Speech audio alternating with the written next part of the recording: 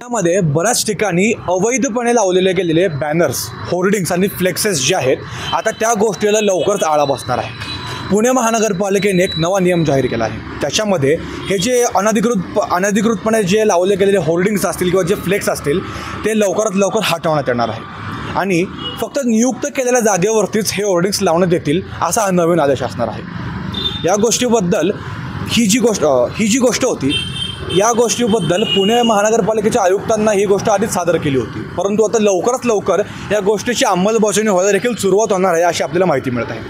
पुण्यामध्ये जवळपास आपल्याला मिळालेल्या माहितीनुसार 250 पूल आहेत ज्याच्यावरती अनधिकृतपणे होर्डिंग्स देखील लावले जातात. विविध राजकीय नेते आपापल्या होर्डिंग्स लावत असतात, परंतु या होर्डिंग्समुळे पुणे शहराचं सौंदर्य देखील खराब होत चाललं आहे आणि आता या गोष्टीला पुणे महानगरपालिकेच्या या निर्णयाने चांगलाच आळा बसणार आहे.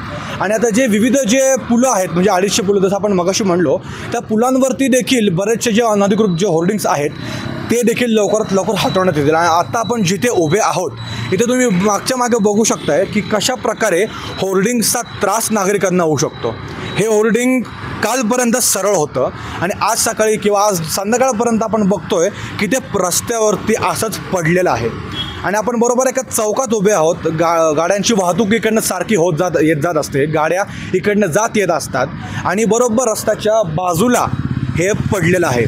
लोक जेव्हा वळतील इकडनं तेव्हा त्यांना ह्या पडलेल्या होर्डिंगचा नक्कीच त्रास होऊ शकतो आणि इथे अपघाताची देखील दाट शक्यता आहे. त्याच्यामुळे हे अशा प्रकारचे होर्डिंग्सला महानगरपालिकेने नवीन घेतलेल्या या निर्णयामुळे नक्कीच चपराक बसेल आणि नक्कीच या गोष्टीला आळा बसेल. न्यूज.साठी मी अंशुकाश.